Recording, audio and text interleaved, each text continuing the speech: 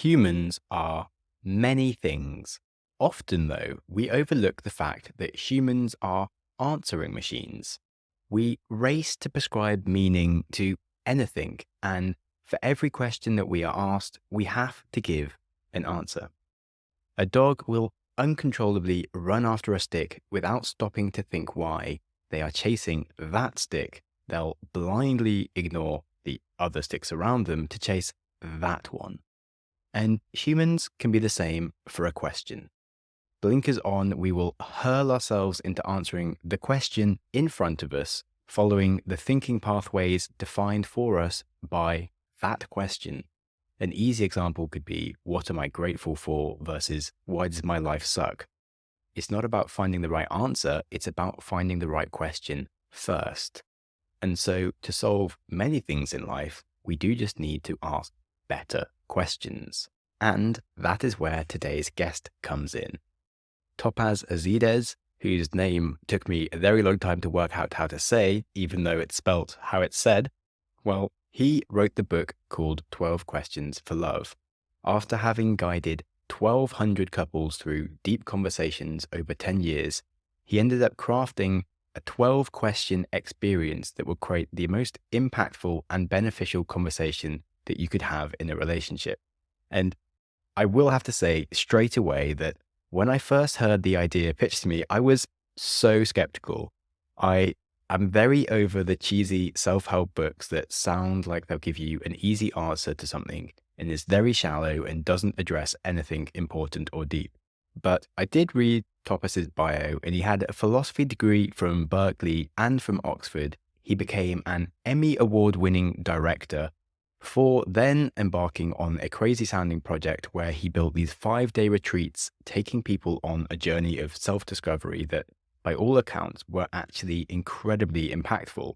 So I was intrigued enough to check out some of the conversations they've hosted with couples and they share on their TikTok. And 5 minutes later, I found myself crying.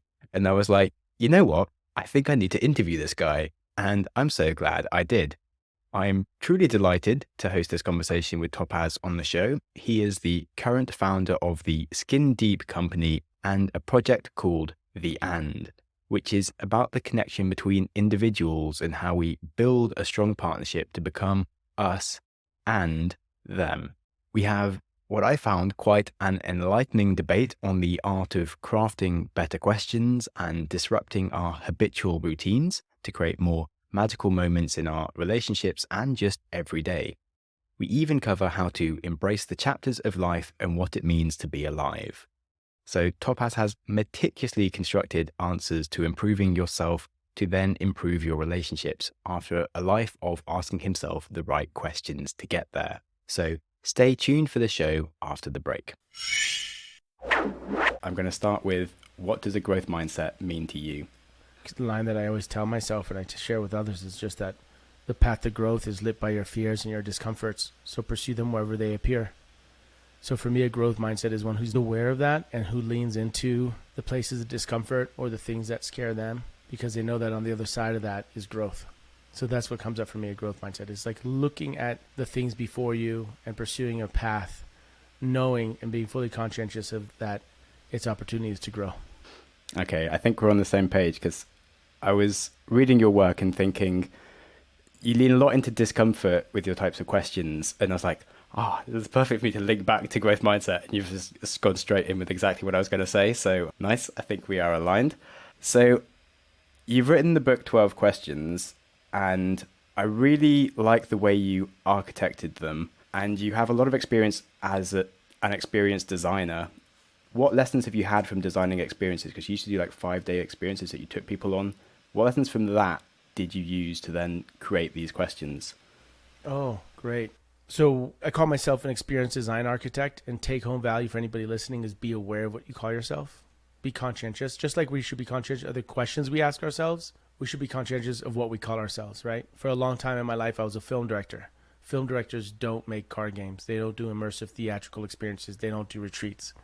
At some point, 10 years ago, actually, I had an illumination experience. I'm like, you know what? I'm not going to call myself a film director. I'm going to call myself a story breaker.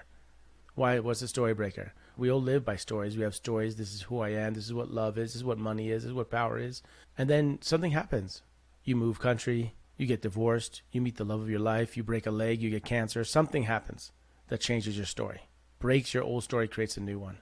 And a story breaker, in my opinion, was someone who presents new stories to people so they can grab on and explore who they are. And that gave me permission to do all these things. So you mentioned this retreat that we did. We did this retreat, and I learned a lot of things about that from the retreat experience. We did 3. They're very intensive and beautiful. And how that relates to the book in some sense is the book stems from doing 10 years of the and conversation where we filmed all these people together. So that's where it's really based in. But when I did the retreat, one thing I learned about the retreat was how it's important, the architecture of an experience. The architecture, what is it built on? For example, these 12 questions in the book, they're built in a certain sequence because the architecture sets you up to have a certain journey or to be able to explore certain things. And so I've learned that directly when I did these retreat experiences. The last one, which was the deepest and most profound, but also most challenging because 2 things. I didn't have a masculine feminine balance leading the group. That does not lead to a very strong architecture, a very good base for the space to be held. That was a deep learning. And then also there's something about acknowledging lineage, the past. Where did you get this information? How are you holding responsibility for that information? I learned that in the last retreat. I really learned it from, I invited 3 Maori elders, cultural space holders, and they really taught me a lot. Watching them, they reflected back to me how I held the space for the retreat. And how it pertains to the book is just my understanding that the architecture of things is important. How the architecture creates spaces. We do things in certain spaces. You're not going to go to the bathroom in the kitchen and you're not going to cook in the bathroom. Certain spaces are more amenable or supportive of certain experiences, of certain conversations or certain actions. In pertaining to our relationships, where do we create the spaces for us to connect on a deeper level or to have a different kind of conversation than we do normally? And that's what I explore in the book. And so before the 12 questions, you might have also questions around how and when to hold that space to be asking the questions. And then the first question is actually designed to create more space for you to understand the later questions. Well, it's, like we have these card games that we sell, right? That alone creates a space. If I just say, hey, let's play a game. If your partner comes to you, Sam, and says, Sam, why do you love me? This is my go-to example, but if it's just so good. If your partner comes to you out of the blue and says, why do you love me? You're not thinking why you love your partner. You're thinking, why the hell are they asking me this question? The space hasn't been created. Is this a trap? Like, I'm washing the dishes or what's going on? But if you pull out a card game or you say, hey, I'd like to have a conversation with you, it's, okay, we're creating a space. Now I'm going to, in the example of the card game, why are you asking me this question? Oh, because we're playing a game and you randomly chose this question out of the card game. And the space has been created. Now the space is I can answer and you can receive. Because we're not wondering why we're in the space. We're not wondering why this question is presented. And that's something that I think that I've learned is just in order to have these moments, we need space, right? Space, like the context. It doesn't have to be heavy-handed. We're just playing a game. We're on a long drive, let's have a conversation. It doesn't have to be heavy-handed, but you need the space so that it's understanding where the intention is coming from. And then you need well-constructed questions. Total random thought that just popped into my brain because I watched a hilarious Instagram video about people beginning to meditate, and they started with their affirmations of why they're holding space, and it just became a competition between them. No, I don't think that. Maybe we'll get there. We've been around for 10 years, 1,200 conversations we've had, but we don't, because you're creating a space and you're asking these really strong questions. And it's also one-on-one.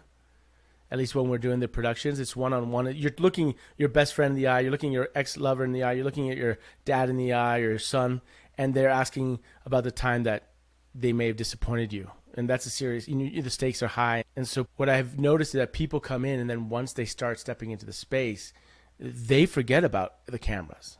They forget about us. And when it's finally over, they go wow, how long was that? And then for the next few days, they usually have other thoughts come up, and they really cherish the relationship because that cathartic conversation has gone to another level. And I experienced that myself. There's a video I released maybe a month or two ago called With Me and Justin, one of my good friends who I've known for 16 years.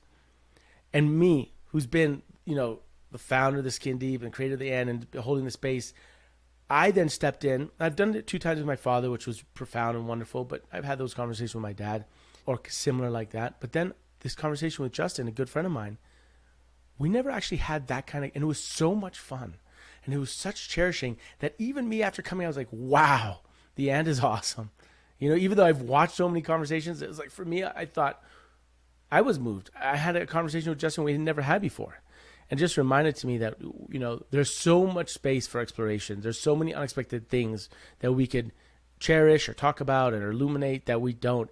And all we need is a simple space, like an intention space with well-constructed questions. It's that simple, which in essence is a podcast. I mean, I'm on the podcast, you're asking, and now you and I are going to go to places we never expected to go. Yeah, it's certainly something that I almost feel sad about, that I can't just interview all my friends, in that it's just a nice privacy thing. And what you're talking about, it does feel a bit like jumping into another dimension that you just didn't even notice as in the questions you're speaking about or on a podcast. And certainly every time I'm in an airplane, when I take off, I just sort of look at the world. I'm like, we live in like a 2D film, and like there's so much 3 dimensions that we just don't notice. And it's the same when you just go through your life just doing the things in front of you, and you realize, like, with a bit of autonomy, you can just ask cool questions or just sort of think like what you can do today to make it like epic. And yeah, there's just so much stuff, which is why I love your term dimension. I haven't used that before, but I'm going to. That's a great, illuminate new dimensions. Yeah. Illuminate new dimensions that are there, but we're not illuminating them. We're not shedding the light on them. We're not paying attention to them. And when we do, there's so much energy to be harnessed from that. And I don't want to get metaphysical, foo-foo, but what I'm saying is that we walk through life, we have interactions with people. They reflect us back to us, the people you engage with. Asking certain questions, there's a lot of energy that you can get that reaffirms your sense of being alive, that sense your connection to others, that we can unlock. And it's simply right there, but we don't bring conscientiousness to it. And we don't even know how. Where do you learn this? You don't learn this in school. And that's what I've been learning for the last 10 years, just by kind of stumbling into it. That's what's in the book, is the distillation of the learnings. And that's the offering. But there's so much energy there. I certainly agree that 99% of people are not boring unless you're being boring as well. And there's so much more responsibility you can take on keeping things interesting. I do want to ask, going back to your experience design, did you try a lot of different things to get to these 12 questions, and what didn't work and why? When we hold a space for the conversations, what's imperative is that the people holding the space don't have an expectation or an agenda of how it should go. So sometimes I train people to hold a space and direct, and directors would go out and they'd film in Paris or Montreal or Austin. And sometimes they'd call me back and say, Topaz, after day 1, it's not working. It's not happening. I'm like, well, what do you mean? Well, they're not doing this or that. It's like, well, it's not happening because you have an expectation. But the humans are being humans. They are being what they're being. And that's what the value is. And it works in the scope of the end because we're filming at old time, both faces at the same time. So regardless of what's happening, you're always seeing both people, even if they're not talking, even if they're lying to each other. You as a viewer can still see what's going on both their faces, and that tells you a lot more necessarily than what they're articulating. And so for me, when it says like it doesn't work, maybe certain questions are more effective than others and some are less effective, but they all are. And that's what we're recording. It's just humans being humans. One thing that we have not cracked the code fully on is applying this and format, which is really powerful and creates empathy and such and deep listening, to situations of trauma. We went down to Christchurch, New Zealand, a year after there was a shooting there in the Muslim community that was horrible, tragic. And we wanted to do some conversations there. It didn't really work out. We didn't quite find the right subjects that could really open up and discuss in a safe way. So I think there's parts around us that we haven't quite cracked the code on, you know, of going to communities that have suffered some kind of trauma or a big tragedy and trying to share the conversations around that. And that's still a place for us to explore. A big part is having the right partners who create the trust so that people can come and trust us. You know, I think people who watch the and at this point now in our 10th year, the people who are showing up for productions, they really trust us because they've seen a track record of 10 years where we're not editing people's conversations for views. You know, we're not making a BuzzFeed title and a salacious edit. We're really protecting what is the lesson that can be learned here. But I think in terms of people who have suffered in tragedy, we really need local champions who can speak for us and then use their trust with the community to then, by association, so that we can have that trust and hold the space for the people to have those conversations. And then partly is, what are the questions you ask? How do you ask the questions so that you're not directly on the nose asking something that then has people shut down? And that's a part that we're still exploring when it pertains to specifically a trauma or a tragedy or a direct conflict. Just before I ask more questions, could you explain what the "and" is for people that don't know? So the "and" speaks about the space between, because a relationship is not you or I, us or them. It's you and I, us and them. It's the "and" that connects us. And so if you imagine two magnets, right? We have two magnets in our hands and you bring them close together, but they're not touching. You can feel the pull or the push between them, but you don't see anything, but you feel it. That energy exists between all of us. And so the endeavor of the "and" was, can we kind of sprinkle some dust in between so that you can illuminate the threads that connect us? And so we've done that, and successfully so, by bringing all kinds of people and all kinds of relationship into a room where they face each other, and we present them with questions that they ask each other. We're not asking the questions. We just put them on the table, and the two people face each other and they ask questions, but we film it with 3 cameras. A wide shot, so you see both of them in profile seeing each other, and then 2 close-ups, so you see both their faces. And we're always showing either the bipanel or the triptych, but you're always seeing both people's faces at the same time. And what that's doing is it's elevating the listener. It's elevating the listener in the same equal importance as the speaker. If you think about all the content that we watch, you're always seeing the speaker. Movies, TV, film, social media, you're always seeing who's talking, which is giving so much emphasis to the speaker. And here we're giving equal importance to the listener. And by doing so, you see both people's faces at the same time, how they're reacting to each other, so that what you're getting a sense of is their connection. A friend of mine says there's reality TV, then there's the "and," which is reality of feeling. You probably stepped into it, but there's a rabbit hole on TikTok and Instagram and YouTube where you can really step into these conversations and be privy to a vulnerable, intimate conversation of multiple kinds of experiences. And that's a beautiful thing, because then you realize, holy moly, I had this experience. I'm not the only one. And look at how they're dealing with it. It's a great tool, in my opinion, for wisdom when you're learning from other people. And that's what the "and" is. We've been doing it for 10 years, 1,200 conversations. And then the book is a distillation of all the learnings. It's basically saying, if you want to have a conversation that will forever change your relationship, romantic or otherwise, anyone you're intimate, that you love, that you care about, ask these 12 questions. And it's not even about the 12 questions. It's about the mechanics of why do those questions work? What's the sequence? How do you create the space? And that's the offering.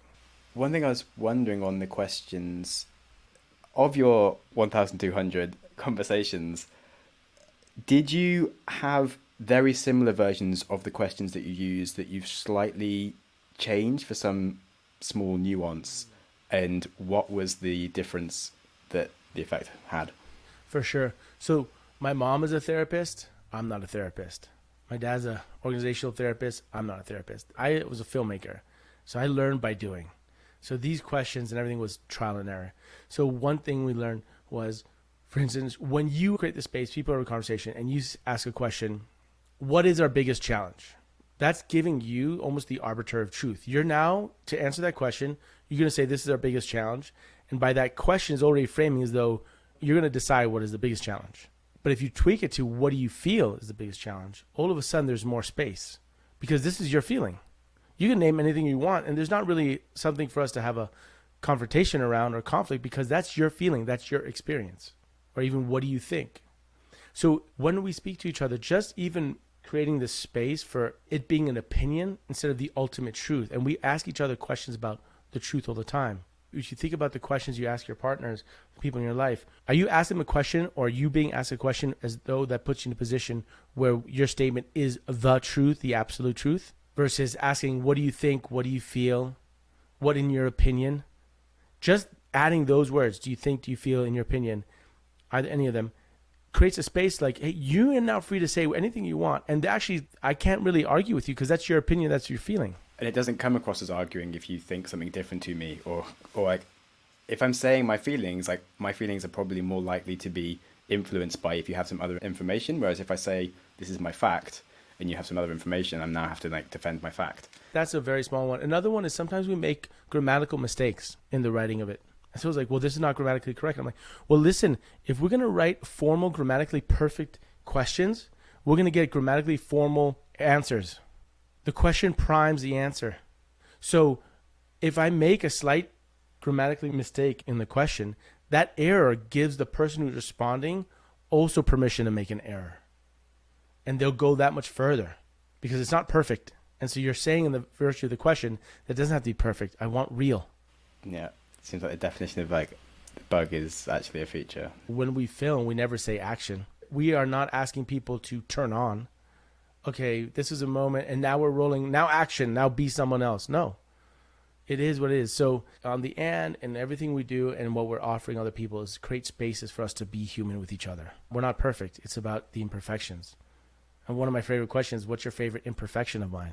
It's been a beautiful lesson of sitting back, watching all these intimate conversations. And I think audiences, when they watch it online as well, get the same, which is you can't stop seeing yourself through the conversation of others. What I believe the audience who's watching the content, as well as I do when I'm in the room, you can't help but see yourself through others' experiences. You're watching them have this conversation and you're wondering not only how they're experiencing it, but you're wondering, oh, how would I respond in that situation? Or do I speak to my partner in the same way, or do I listen to my partner in the same way as that person is doing? In what way does this reflect who I am in the relationships of my life? And so you can't help but think about the connections you have with others when you watch these other intimate conversations. And that I think is a really, at least for my life, in terms of the relationship with my people, in my life that I am in touch with, this work has really helped because it's been a constant reflection. I've certainly found for me with the podcasters, and my concept of growth mindset has changed a lot over the 7 years and definitely become a lot better at growth, even though I thought I knew what I was doing at the start. Sure, I'm not perfect. And do you feel like you were thinking about how you might use this for yourself as you were writing the questions? Totally. I mean, that's how I write the questions is I just think, what would I want to be asked, or what would I really want to ask someone else? And then you also make different versions of the question and adjustments and trying to connect oftentimes, for instance, two things that are not normally connected. How much does earning money cost you? How does conflict make us better? Asking things that we don't often connect, but asking them because then your brain is there to serve and wants to answer it. And so it will go searching for the answers. And that effort is always an interesting exploration. Anytime shit happens to you, excuse my French, but things happen, what's the question you ask about it? Are you asking, why did this happen to me? What if you change it? What's the lesson in this? Or how is this going to be the fertilizer for who I'm going to become? So every time we are always answering questions, we're not aware that we're always answering a question. We're spending a lot of time on the answer instead of paying attention to the question. If we change the focus to the question, we will get more empowering answers. I had a really good analogy of the concept of like humans are just like answering machines, which I think you'd actually said yourself, but it's a bit like throwing sticks for a dog, as in like they're just going to run and get the stick. You don't really think about why it's being thrown. And like with a question, we just sort of bulldoze straight into it without really thinking about what's a better question and how to actually shape what the experience will be or what we're going to find out from it. We can be the creators of our experience if we're conscientious about it. And oftentimes the question itself, the framing, is what sets up the experience. If you're in a breakup or if your business partner screws you over and you're wondering, why the hell did that happen? You just change the question to, what's the lesson in this? What's my responsibility in this? What will I take away from this that will make me that much better? Reframing the question is a way of us being creators of our experience. It's a simple tool to help with that. Yeah, I like the reframing of the question, why is this happening to me, to what is happening for me, or why is this happening for me? One that's like empowering version of the same thing. That pivot is a growth mindset. This is happening, then, okay, I'm going to accept that, or I'm going to look at this with a growth mindset. And therefore, the questions I ask will be those coming that are more empowering for my own growth. Do you have a lot of other questions that have nothing to do with relationships that you've been like pondering that are just super deep? The recently that I play with is, if you had a crystal ball that told you the complete truth, what would you never ask it? I feel like sometimes we have secrets that we don't even realize we have. As in, you have the obvious things that you're hiding, but there's lots of stuff that sort of is just snuck away that just isn't even there. But maybe that's something I should be asking my crystal ball. I think that's exactly true. I call it the blind spot. It's our blind spot. There are things that we don't see of each other, and that's why I guarantee your partner sees things in you that you know are there, but you don't want to see, or that you forgot that are there. And I'm not just talking about negative things. I'm talking about positive things. What's one thing you want me to know? This is a question we ask, or similar. And the partner usually says that how great you are. You don't see it yourself. We are reflections for each other. That's what's beautiful about this human experience, is that you're in a relationship with other people who can see you, who can reflect you back to you. But how do we engage with that? How do we open the door to have that experience? How do we play that instrument of connection? Space and well-constructed questions. And the questions that we often ask each other are quite banal and simple in societal programming. How's your day? What's the weather like? Even the questions that people buy are not acknowledging the connection. Our questions are quite strong because they acknowledge the connection. We don't have a question, for instance, that says, what are you scared of, Sam? If I ask you that and your partner asks you that and your mom asks you that, you're going to answer the same thing. I'm scared of death. I'm scared of snakes. But that doesn't acknowledge our connection. Reshape the question to acknowledge the connection. What do you think we're both scared of? What do you think you're scared of that I'm not? That question, both of those examples, acknowledge our connection. You will answer that question differently than if I ask it, than if your partner asks it, and if your mom asks it. So by really shaping the question that acknowledges your connection gives you an opportunity to explore your connection. And there's so much energy and nutrients in that. So much in the reflection. You just said, like, there's questions I don't even know about myself or things I don't know. And then what if you learn them? You could spend time on, wow, I didn't realize that. There's energy that makes you feel more active, right? Makes you feel more embodied. Maybe I'm saying things that are not quite as rooted in the earth as you would like, but I think I get energy from that. I have 2 points to go into here. Firstly, I wanted to say that, because you're talking about the issues of saying generic things. And when you first said a lot of partners would tell their partner that they're so great and they wish they could see that. And I was like, oh, that's so generic. And I was like, I would literally say that to my partner. I was like, oh, damn it, internally, because of like, yeah, I wish you could see that better. And I'm like, oh, yeah, it totally is the right answer for me. And then I was thinking about the concept of just being eloquent, because I've been really trying to work on this myself, because we just use standard answers for things of like, how was your day? Fine. How are you feeling? Great, whatever. And it can be really different when you just try and not use your stock phrases for things. So my partner was reading a book on the balcony and having like a nice Sunday. And instead of just saying, that's nice, I was like, oh, sounds like you've really created a recipe for a lovely day, or something that was just like, I just put a bit of effort into like empathizing with the actual work she'd done to have a nice day. And we can just do the work ourselves just by asking ourselves the question of, how can I actually use words that aren't the words I always use? But I think by having really good questions that you're asking, you kind of make the person more eloquent by making them think about what it is they're actually feeling to explain those things in more depth.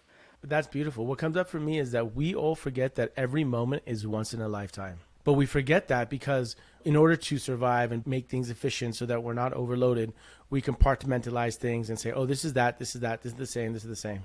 And then we use similar language to say, oh, that's fine, this is great, okay, ask the same questions. We're not acknowledging that every moment is once in a lifetime. And we think that if we put a little more effort, which is a little more energy, we don't realize that the payoff is that much more. It's like, oh, so much, as in when you just put like a little bit more effort into cooking your food and it gets like 10 times better. I mean, frankly, I'm not a very good chef, but when I make my own food, it tastes great. To me, it tastes amazing because I spent the time making it, right? So are we bringing that to our relationships? Are we bringing that to our conversations? And it doesn't have to be complicated. It doesn't have to be that much effort. It's similar to when I see couples, and we've all seen this, at the restaurant. It's dinner time. They're both on the phone. And I've been wondering, what is that about? And my analysis would be, well, they're both getting these quick endorphin hits. They're sliding through Instagram or their notes for new pieces of information from email, DMs, or whatever it is. And they're getting hits of endorphins, right? Because every little piece of information. Instead of putting it aside, looking at each other, and getting a much bigger hit of endorphin because they discover a new piece of information, but they just have to dig a little bit deeper. They just have to ask a different question. And you can relate to this as a surfer. You're waiting for that set. The set comes in. You're waiting for which wave on the set. And when you finally catch that wave, you might be waiting a while. It's that much more rewarding. Are we applying that to our relationships? Are we investing that much more? And all we have to do is ask a well-constructed question. Bring a little more presence to the question you ask. One thing we haven't mentioned that this has just reminded me of was you do speak a lot about listening with your whole body and paying full attention. And one, I totally agree that Instagram and just the general attention demands from everything, that it's just splitting our ability to just sit still and listen to things is a total nightmare. And life is just so much nicer when you actually just don't do a million things, which links back to actually the question around what does making money cost you. And I found that I have ADHD and trying to run 3 different businesses at once was really stupid.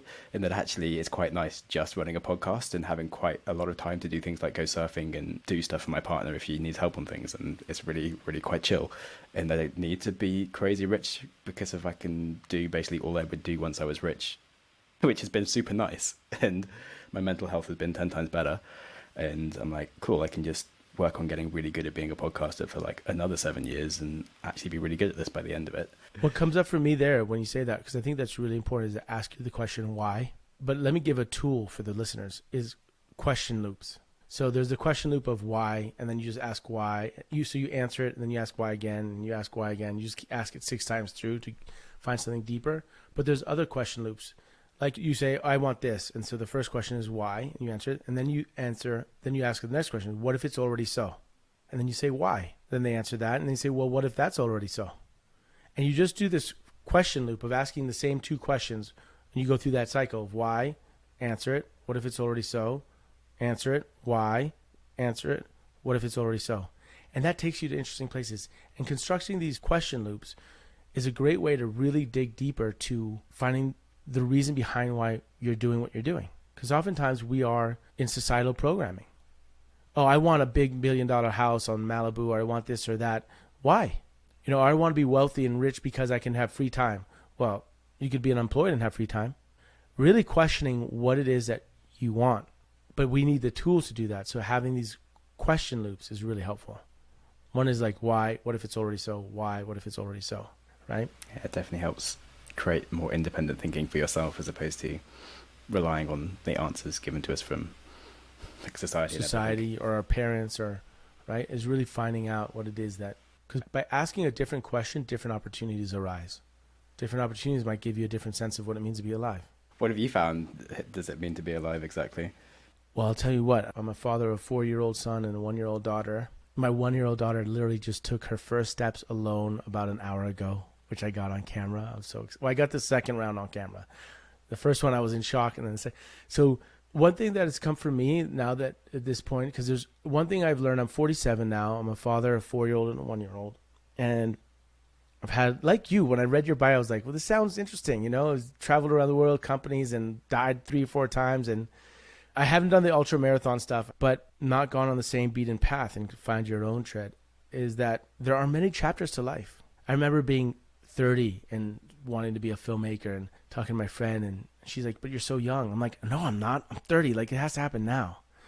And now I'm 47, 17 years later. And I realize, no, Topaz, there's chapters to life. This is the chapter I'm in now. Enjoy it. And it sounds like a cliche, but what I mean by that is that you could be different characters in each chapter. This could be the podcast chapter. The next one could be the kite surfing chapter. The next one could be the father chapter. There are different chapters. We're not the same throughout our whole life. It's not forever. It's for only now. And that's really a beautiful lesson. And the other lesson I learned by having children is that they are a great reflection for the stuff I still need to work on. I look at my son. He's a born direct film. He wants you to do it his way, exactly his way. And I look at him, and if you don't do it, he'll walk you back to play it over again. And I realize I'm looking at him, and I say, the only difference between me and him is that I'm an adult who can cover that sentiment and that desire and that feeling and that anxiety when people don't do what I want with some cultural, so it looks fine. But deep down, that's how I feel. So how can I help heal this kid when I haven't healed myself? I still get anxiety if people don't do it exactly like I want them to do it. And I get angry and anxious. And yet he's not covering it up. He's just being how he's feeling. He's not covering it up with some cultural facades. But I am, because I've been trained to do that. I've learned how to do that, but I still have the feeling. So Topaz, how can I teach my son better? I have to fix myself. And so that's been a beautiful learning. Probably lots of questions to ask yourself there. Yeah, that's really interesting. It does make me wonder because before we started the interview, you were asking me a lot of questions and stuff, which was really nice that you've shown the attention to actually see what's going to happen. But do you think some of that's come from like your control of like how you want the video to be once it comes out and everything? No, it comes from my desire to like serve. I ask you, who's listening to your podcast and what do they get from it? And how can we serve them? And I ask that for everyone because ultimately they're giving us their time to listen to us now. We have to give back. Like we can't just make it about ourselves. How are we giving them take-home values to support them in their own life journey? So that's why I want to know who's listening and how can we meet their needs or support them in whatever the audience needs is. Another flip side is sure, I want to control it. You should have left it there. Because say that it's an epic lesson for most creators, because so many people start a podcast of like just wanting everyone to listen to them, or a YouTube or whatever, and you're like, this is why so many of them are awful, because people just haven't actually worked out what people need to listen to, and they just want people to listen to whatever they feel like saying, which is super frustrating when you're trying to teach people how to make a good podcast. That is. Well, that leads to a question of like, who am I serving? In everything. My work, in my family, in the current conversation. Who am I serving? Am I serving my own ego, myself? Is it about me? Is it about them? Am I really serving them, or am I serving myself? I think that's a good question. So sort of go back to what you're also saying around like the concept that you have periods in your life of what you most need, because I think one of the problems, partly with, as we were saying, like your phone just trying to like attention hijack you, is also we kind of want to do everything all at once, and we seem to be in a massive rush because of dopamine and everything we see everywhere, but you just don't realize how much richer it is to experience something in more depth by like doing it for 7 years with focus and having the time and rest in between the days when you're working to actually enjoy your life, as opposed to feeling in a rush and you're not even serving yourself, let alone anyone else that you're hypothetically serving with the thing you're trying to create but failing at, which is ironic. On a hard topic change, something that I said I would try and talk to you about but I hadn't got around to yet was the concept of, do you know the 36 questions to fall in love to? I felt like that does have some similar architecture of like the way it starts and then leads you into the thing, but it's very much a way to fall in love and like make you feel close to someone that you don't know, whereas your book is much more about like when you do have a relationship, how to keep it rich and notice the things that you maybe haven't spent time noticing, which I really like.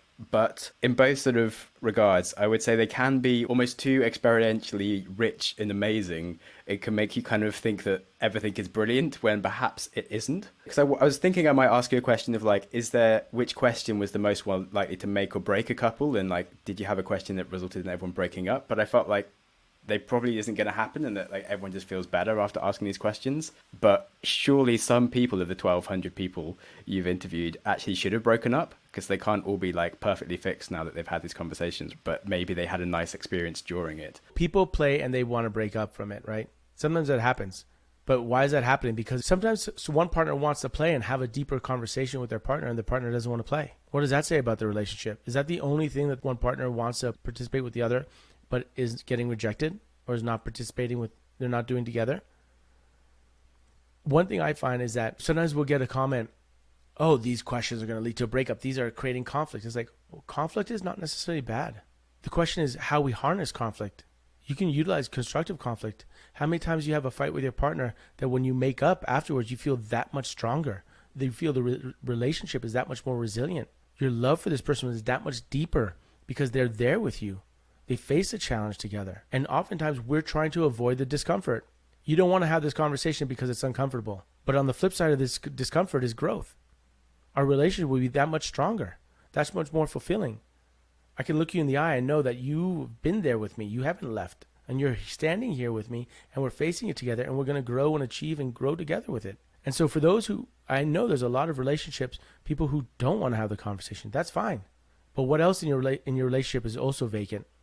Where your partner's not dancing with you, or you're not dancing with them. And is that the relationship you want to have? Maybe. But for those who want more, and the people listening to your podcast, growth mindset, that means they want more. And the question is, how do you do that? For me, even just asking the question, because look, in the game, when we offer it, you don't have to answer anything you don't want. You have the right to take a pause, to take a pass. You don't need to answer anything you don't want. But we're not putting people in the corner. That's not good either. But just asking the question and saying, okay, let's talk about that later, or I don't want to talk about it now.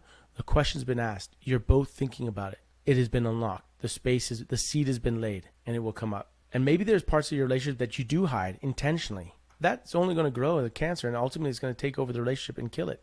So isn't it better to face that now and face it and either heal it or just separate? I think oftentimes we're avoiding uncomfortable. And I don't even want to make it feel like this whole book is heavy. It's not heavy. It's also can be fun and light. And oh my God, we have so much fun together. I didn't even realize that that's part of our relationship. And now we articulate it and it feels that much better, that much more alive. wonderful. It doesn't have to be all heavy either. I do agree that I'm much more into the open vulnerability to just see what's going to be wrong and just like get to it quickly. And I think Alain de Botton has a nice quote that like slightly wrong can end up being indistinguishable from entirely horrific. And it's like, that's just nice. Because, yeah, sure, things don't need to be perfect also, but there is some stuff that just isn't right for us. And it's better to just be upfront with that, really. But also, if we can nip it in the bud, we can face it now so it doesn't grow into something bigger. So my questions 4, 5, 6, which is about conflict. The first 3 are about the past and about your trust and your love and the synergy of your connection. The second 3 are about how we deal with conflict. The first one of that threesome is, what are you hesitant to tell me and why? What are we hesitant to share? These are small things that are kind of there, the small seeds, which then can turn into the 5th question, which is, what's the biggest challenge in our relationship right now? And what is it teaching us? Right now, this probably become a challenge, and it's offered as a challenge, like, what is it teaching us? And then the 6th one becomes, well, what, maybe there's a challenge that we didn't really deal with, but I found a way to fix it.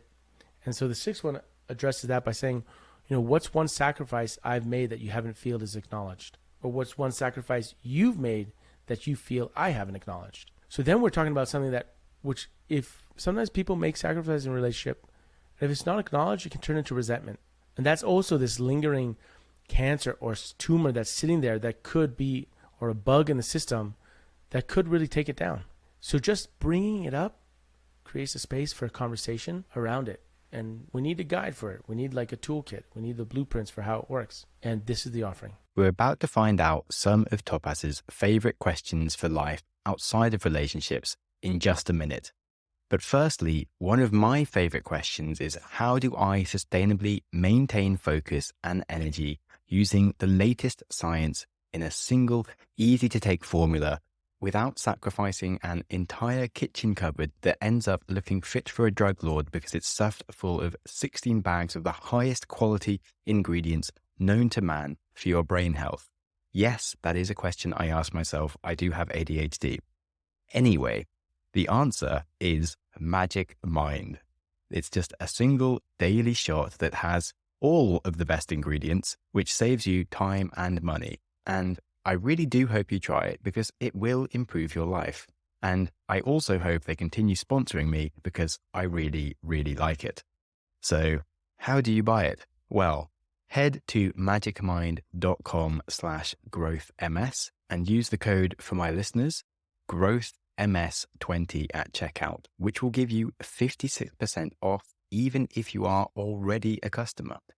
They have a money-back guarantee, so nothing to lose. magicmind.com/growthms. And at the checkout, use growthms20. Details are in the description. Something I guess worth asking you was, because you've seen so many people and you seem to have a relationship going on, besides the 12 questions, what would you say seem to be the daily practices or habits that you think are just most beneficial for nurturing and sustaining a deep, meaningful relationship? All right. Headline is like, respect the date night. Respect the date night. And this is my wife and I, which means don't plan something else out. Respect the date night means we have to do it. And then when you do, and I know maybe it's so American, so cliche, but it's just a funny top line. But what it is make time for each other and don't utilize that time to do something regular. Go out to dinner and do what you do every time. Ask a different question. Go for a different hike. Do a different project. Do something different that reminds you of how unique the moment is. If we go to the same restaurant every night of the week, out of the same spot and doing the same thing, it's nice in terms of tradition and gives you a thread through time of the same spot, but bring more consciousness to the uniqueness of that evening. That's why the card games work with the different questions. We have pairs that write us, they do their Sunday check-in. They'll ask 3 questions on Sunday, or every night before they go to bed, or in the morning when they have coffee together, they'll pull out 1 question from the card deck. How do you create different moments that are unique, that remind you that every moment is once in a lifetime? I was kind of just writing something similar for an episode that I was releasing today. Part of the just doing something different with someone is like helps you to discover new parts of yourself, which is kind of one of the reasons why people like cheat or do other things, is like you sort of forget the other parts of you that exist. Whereas if you can do a completely new hobby or something together, it does feel like more self-exploration, which kind of just keeps that interest going. And yeah, I love the way you sort of framed that as like basically the perfect recipe of just how to keep a relationship vibrant and more colorful. Absolutely. I mean, you mentioned how you have to exercise every day. I've heard that on one of your other podcasts. You're talking to some ultra marathoner. You're saying that you can't not exercise every day. That keeps you flexible, remember, in good shape because you're practicing every day. If you didn't run for a week, the first time you go running, you'd feel that you're a bit stiff. If you didn't run for a month, you go for a run, you might pull a hamstring because it's been that stiff. The same thing happens in our relationships. If we're not stretching them out, we like, oh, everything's fine, we're everything comfortable, we're not actually doing anything different, everything is great, but underneath the surface, it's getting stiff. And then one slight action can tear the hamstring or something can happen where you feel uncomfortable. So how do we keep our relationships fresh? And the same way that we exercise, how do we exercise our relationship? Just creating moments of connection. It could be a conversation. It could be going for a hike. That's what I try to do and fail at. With a father. All our energy right now is going to our 2 kids, my wife and I. But it's a chapter. I have a few friends with kids that age, and it's definitely a chapter where I don't know how people get anything done. I was just spending like a few hours with my friends with kids that age, and I'm like already ready for bed. I'm like, what? You have this every day? What? Does one of you need to go on holiday for like a few days and I could stay here with this? I have no idea. So good for you. In terms of future projects, are there any aspects of like human relationships or questions in general that you want to explore in things that you do in the future? Yeah, it's a good question. I'm really interested to see how we can apply this beautiful format of the and to conflict. So 12 questions for peace, but that would be a few year-long project and I need the right partners for that because I'm not fully equipped to take that on. Our team is not fully equipped to take that on our own. So that's one point that I'm really interested in. The other point that I'm interested in is kind of doing some neuroscience research on what happens in the body and the brain when you have these types of conversations. I feel like so much of today's world is the language is science, and you have all these like body hackers and everything is communicated through science. And so I think doing some research on what happens to the body, what happens to the brain when you have these deeper conversations that illuminate or give you a greater sense of what it means to be human, illuminates humanity. I would really like to do that too. Yeah, I'd be interested to hear about that. So I started this season on relationships, basically just doing like the biology of love and like hormones and things. Because if you think about humans, we think that we are like rational, conscious beings, and yet our emotions are clearly very much driven by like biology. And if you have a bad night's sleep, I know I'm irritable. So clearly I'm not in control of my irritation levels. And just like basic stuff like that. Obviously, if you take drugs and you can be euphoric and like want to love and hug everyone, like that's clearly like your emotions get changed by chemicals in your body, and just basically breaking down the main chemicals that happen with love. And it was really interesting. I was like, why is this not in more love relationship books? Not to complain about your book at all, but yeah, it's really fascinating, like the chemicals that are going on that are driving your emotions and feelings and decisions. Because yeah, when we embark in love, we kind of get a little bit like blindsided by loss of rationality, and it's just evolution doing its thing and putting hormones to make you think these things. So yeah, we're really interested to see what happens during like conflict resolution and these sorts of questions that you have, because yeah, I don't think it's as well studied. So looking forward to that. If you have anything, let me know. Will do. Cool, thanks for your time. Thanks for creating the space, Sam. It's been a pleasure, man. It's really nice to talk to you, and absolute pleasure to dig into more questions from what I had from the initial stuff that you've been doing. Do me a favor. Ask the 12 questions with your partner and let me know how the conversation goes. That's all I will. ask. That's fine. And if it doesn't work, let me know it doesn't work. And if it does work, let me know it works. Yeah, really looking forward to doing that. Thank you so much. Have a lovely day and good time moving to Uruguay. Thank you, man. I also want to hear about that. For sure. Thanks a lot, Sam.